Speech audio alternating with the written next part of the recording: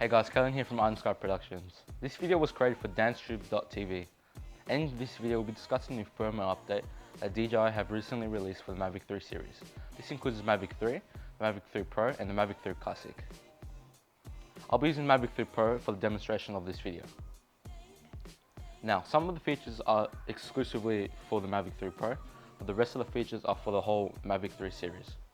Just before we get into it, if you're new to drones and want to build up your confidence and want to become a fearless drone pilot, Dan has a 10% discount code to access the Fearless Drone Academy, which is the most ultimate online drone course for any beginner drone pilot.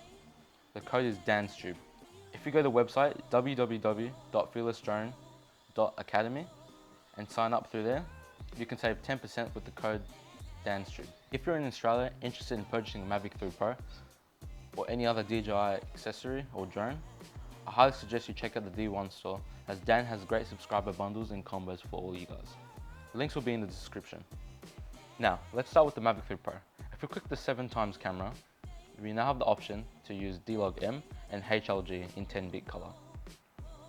Next is the 3x camera. It's now capable of filming master shots, quick shots, night shots, and spherical panoramas. Now, with the rest of the firmware updates for the Mavic 3 series, you now have access to vision assist, augmented reality, and frame guides. Let's get started with vision assist. Vision assist utilizes the front, back, left and right obstacle avoidance sensors to produce a black and white image, which can help improve safety and assistance when flying, to make sure you can prevent any collisions. This can be accessed when you swipe right on the bottom left corner of the screen. This can only be accessed when in flight. The first out of all three new AR features is home point. Home point is now shown as a H on the screen.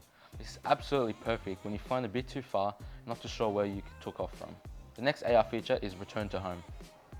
When you've clicked the RTH button, you will see a green overlay on your screen, showing your route and where we'll be going through, so you can check if there's any obstructions on your way home.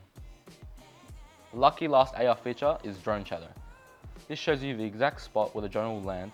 This can be so helpful in many ways, as in many locations there's uneven terrain and surfaces, which could cause major or minor damage to your new Mavic.